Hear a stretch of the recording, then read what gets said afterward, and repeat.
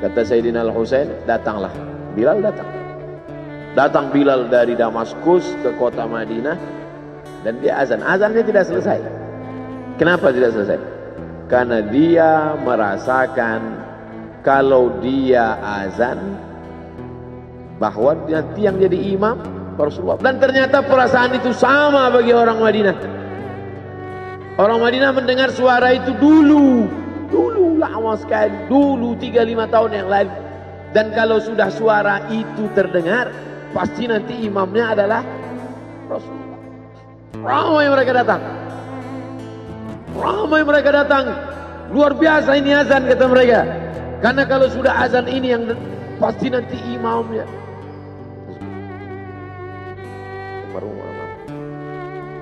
Al-Fatihah. A'udzubillahi minasyaitonir rajim. Alhamdulillahirabbil alamin. Arrahmanir rahim. Maliki yaumiddin. Iyyaka na'budu wa iyyaka nasta'in. Ihdinas siratal mustaqim. Shiratal ladzina an'amta 'alaihim ghairil maghdubi 'alaihim waladdallin. Amin. Allahumma ighfir lahu warhamhu wa'afihi wa'fu anhu wa akrim nuzulahu wa wasi' madkhalahu waghsilhu bil ma'i wal thalji wal barad wa naqqihi minal khataaya kama yunqqa ath-thawbul abyadu minad danas wa abdilhu daran khairan min darihi wa ahlan khairan min ahlihi وقه من فتنة القبر وعذاب النار اللهم لا تحرمنا أجره ولا تفتنا بعده واغفر لنا وله ولإخواننا الذين سبقونا بالإيمان ولا تجعل في قلوبنا غلا للذين آمنوا ربنا إنك رؤوف رحيم اللهم اجعل أهله وتلامذته وطلابه من الصابرين الذين إذا أصابتهم مصيبة قالوا إنا لله وإنا إليه راجعون اللهم اجعل أبناءه وبناته من الصالحين والصالحات واحفظهم من كل سوء وشر اللهم اجعل هذا المعهد الذكر معهدا عظيما مباركا تخرج منه الطلاب والطالبات من المجاهدين والمجاهدات في سبيلك بأموالهم وأنفسهم اللهم احفظهم من الظلمات اللهم أخرجهم من الظلمات إلى النور اللهم وفقنا لما تحبه وترضاه اللهم اجعل أبناءنا وبناتنا من حفاظ القرآن والحافظات اللهم اجعل قبره روضة من رياض الجنان لا تجعل قبره حفرة من حفر النيران وصلى الله على سيدنا ومولانا شفيعنا وذخرنا محمد وعلى آله وصحبه وسلم والحمد لله رب العالمين. Kalau sayang dengan almarhum, hidupkan majelisnya, ramaikan, bangkitkan semangat, tunjukkan kepada Allah Subhanahu wa taala bahwa kita cinta. Sab'atun yudhilluhumullah, 7 orang yang dapat naungan yauma la illa dhilluh, hari itu tak ada naungan kecuali naungan Allah. Rajulani, 2 orang tahabba fillah, berkasih sayang karena Allah, ijtama'a alaih, bersama karena Allah, wa tafarraqa alaih. Saya berharap saya dengan almarhum, saya dengan Abah Raud, saya dengan para sahabat termasuk yang mendapatkan naungan ini. Saya dengan almarhum tak ada hubungan kepentingan, kami tak ada hubungan politik, kami tak ada hubungan ekonomi. Kami murni karena la ilaha illallah Muhammadur Rasulullah. Alaiha nahya, dengan itu kami hidup. Wa alaiha namutu, dengan itu kami mati. Wa biha nub'atsu insyaallah, dengan itu juga nanti kita akan dibangkitkan. Sayang dengan Nabi, hidupkan masjid-masjid. Sayang dengan ulama, hidupkan majelis-majelisnya. Jaga peninggalan-peninggalannya. Lanjutkan perjuangannya. Itu bukti sayang. Sayang bukan di tepi bibir, sayang bukan basa-basi. Oleh sebab itu, kita akan dituntut di hadapan Allah tentang nikmat besar ini. Mudah-mudahan kita lulus ujian dunia, ujian akhirat. Amin ya rabbal alamin. Terima kasih segala perhatian. Mohon maaf segala kesilapan dan kekhilafan. Jangan lupa salat sunat isyraq 2 rakaat. Terima kasih. Wassalamualaikum warahmatullahi wabarakatuh.